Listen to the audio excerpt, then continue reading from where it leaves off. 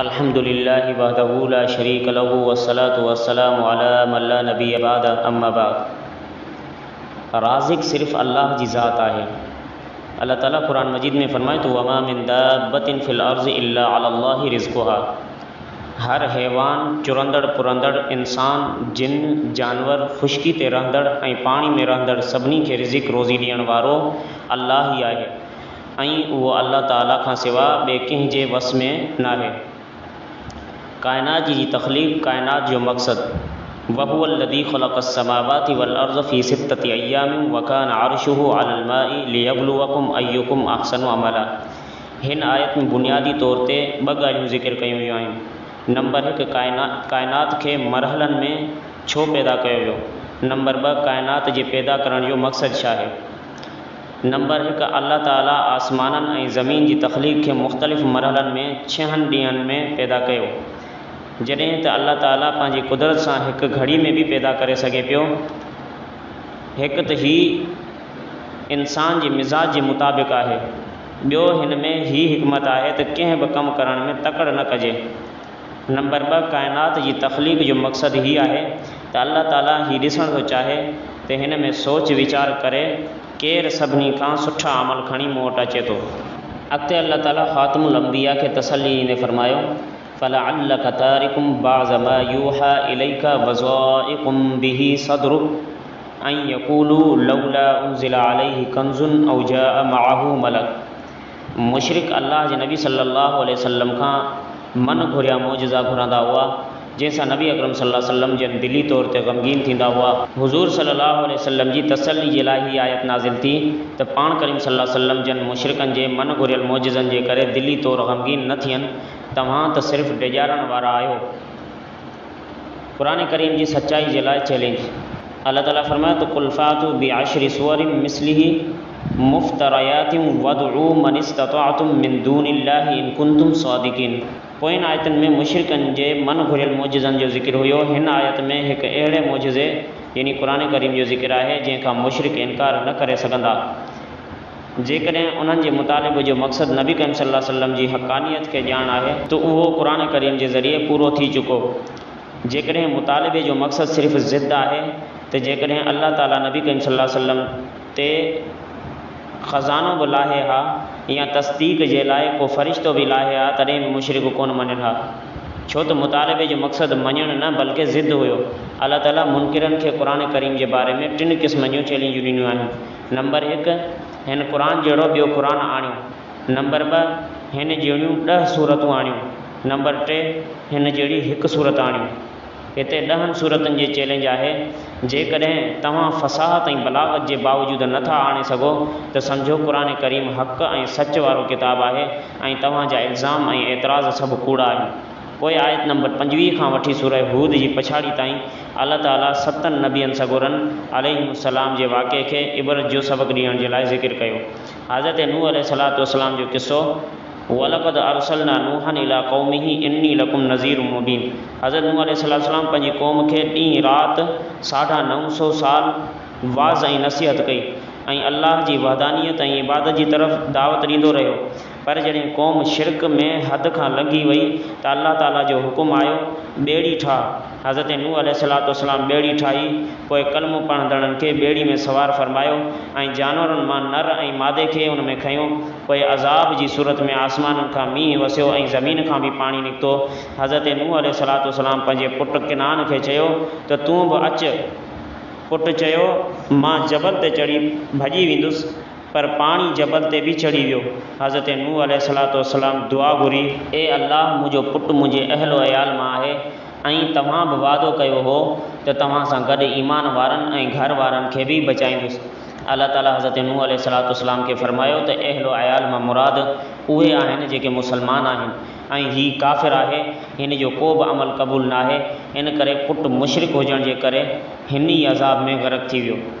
अॻिते अल्लाह ताला हज़रत हूद अलैहिस्सलाम जो किस्सो बयानु फरमायो व इला आदिन अख़ाहुम हूदा क़ाल या क़ौमि अअ्बुदुल्लाह मा लकुम मिन इलाहिन ग़ैरुहु इन अंतुम इल्ला मुफ्तरून।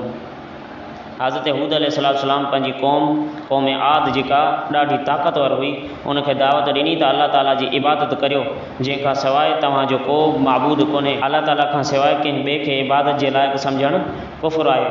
ऐं फरमायूं त गुज़िरियल गुनाहनि जी माफ़ी घुरो, पर क़ौम न मञियो ऐं पंहिंजे बुतुनि जी पूॼा में लॻा रहिया।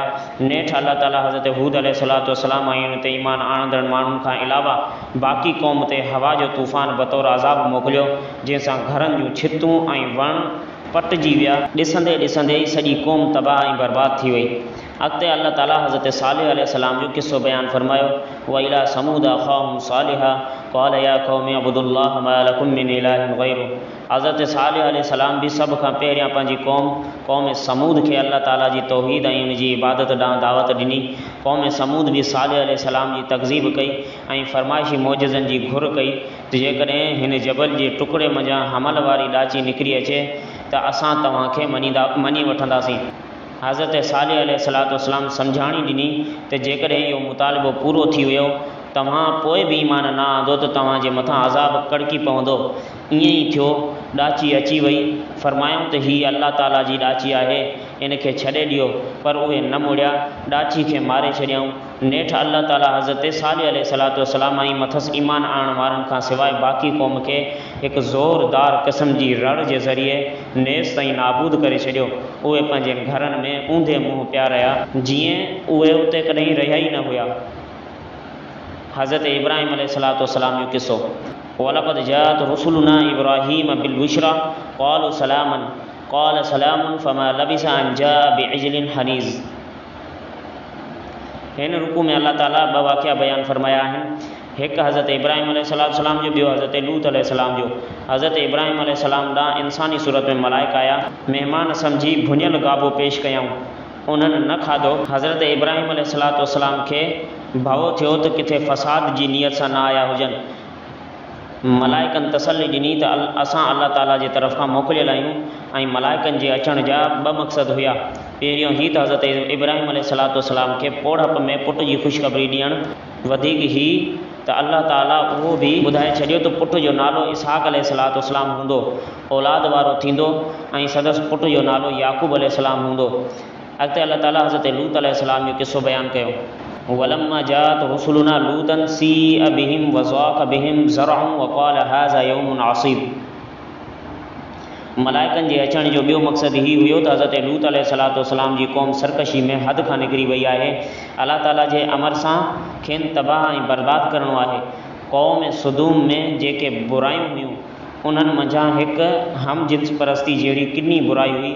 जॾहिं मलाइक सुहिणनि छोकिरनि जी शक्ल में आया त हज़रत लूत अलैहिस्सलाम पंहिंजे क़ौम जे करतूतनि जे करे ग़मगीन थिया त किथे क़ौम पंहिंजे हिवस जो निशानो न बणाइनि। मलाइकनि तसली ॾिनी त असां अल्लाह ताला जा उमाणियल आहियूं, अव्हां पंहिंजे घर वारी खां सवाइ ॿियनि ईमान वारनि खे साण करे राति जे हिसे में इलाइक़े मां निकिरी वञो, पोइ ते मुड़ी न ॾिसिजो। मलाइकनि अल्लाह ताला जे हुकुम सां पूरे ॻोठ खे मथे खणी ऊंधो उछलायो ऐं मथां खां उन्हनि ते पकी मिटी जा लॻातार पथर वसाया विया। अॻिते अल्लाह ताला हज़रत शुएब अलैहिस्सलाम जो किस्सो बयानु फरमायो, व इला मदियन अख़ाहुम शुएबन क़ाल या क़ौमी अब्दुल्लाह मा लकुम मिन इलाहिन गैरुह वला तनक़ुसुल मिकियाल वल मीज़ान। हितां खां वठी रुकू जी पछाड़ी ताईं हज़रत शुएब अलैहिस्सलाम जी क़ौम जे वाक़े खे तफ़सील सां बयानु कयो पियो वञे त उहा क़ौम मदियन में आबाद हुई ऐं ॾाढी ख़ुशहाल में हुई। उन्हनि मंझि हिकु बुराई माप तौर में कमी करणु हुई। जॾहिं ॾींदा हुआ त घटि ॾींदा हुआ, जॾहिं वठंदा हुआ त वधीक वठंदा हुआ। हज़रत शुएब अलैहिस्सलाम उन्हनि खे सम्झाइण ऐं इस्लाह करण जी घणी कोशिशि कई, पर उन्हनि न मञियो। नेठि हज़रत शुएब अलैहिस्सलाम उन्हनि ते ईमान आणण वारनि खां सवाइ ॿी क़ौम खे हिकु ज़ोरदार रड़ जे ज़रिए नीस ताईं नाबूद फरमाए छॾियो। उहे पंहिंजे घर में ईअं ऊंधे मुंहुं पिया रहिया, ॼण त उते कॾहिं रहिया ई न हुया। हज़रत मूसा अलैहिस्सलाम जो किस्सो, वलक़द आतैना मूसल किताब फ़ख्तुलिफ़ फ़ीहि वलौला कलिमतुन सबक़त मिन रब्बिक लक़ुज़िय बैनहुम। हितां खां हज़रत मूसा अलैहिस्सलाम जी रिसालत जो बयानु आहे। हज़रत मूसा अलैहिस्सलाम फ़िरौन खे दावत ॾिनी, पर उन न मञियो। क़यामत जे ॾींहुं उहो पंहिंजी क़ौम जे अॻियां अॻियां हूंदो, क़ौम सुधो जहन्नम में वेंदो। क़यामत जे होलनाकी, यौम याती ला तकल्लमु नफ्सुन इल्ला बिइज़्निहि फमिनहुम शक़िय्युन व सईद। क़यामत जे ॾींहुं हैबत जे करे माण्हुनि जी अहिड़ी हालत हूंदी जो अल्लाह ताला जे इजाज़त खां सवाइ ॻाल्हाए न सघंदा। हा अलबत्त जंहिंखे अल्लाह ताला इजाज़त ॾे, माण्हुनि में कुझु बदबख़्त काफ़िर हूंदा, कुझु सईद मोमिन हूंदा।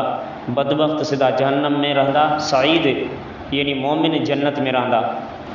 अॻिते अल्लाह ताला इस्तिक़ामत जो हुकुम बयानु कयो, फस्तक़िम कमा उमिरत वमन ताब माअक वला ततगौ इन्नहु बिमा तअमलून बसीर।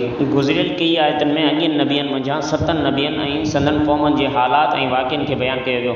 हाणे हितां खां नबी मुकरम सल्लल्लाहु अलैहि वसल्लम ऐं संदन उम्मत खे दीन मथां इस्तिक़ामत जो हुकुम ॾिनो पियो वञे त ही 7 हुरूफ़नि जो लफ़्ज़ इस्तिक़ामत ज़ाहिर में मामूली आहे, इन जो मफ़हूम घणो वसी आहे। इस्तिक़ामत जो ताल्लुक़ अक़ाइद, इबादात, मामलात, अख़लाक़ ऐं माशरत वग़ैरह सभ सां आहे।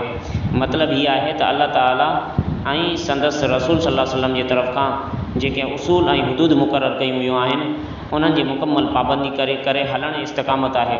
हिकु दफ़े सहाबन सगुरन रज़ियल्लाहु अन्हुम नबी अकरम सल्लल्लाहु अलैहि वसल्लम जी ॾाढ़ी मुबारक में कुझु अछा वार ॾिसी चयो, ए अल्लाह जा रसूल, अव्हां ते पीरी तेज़ी सां अची रही आहे।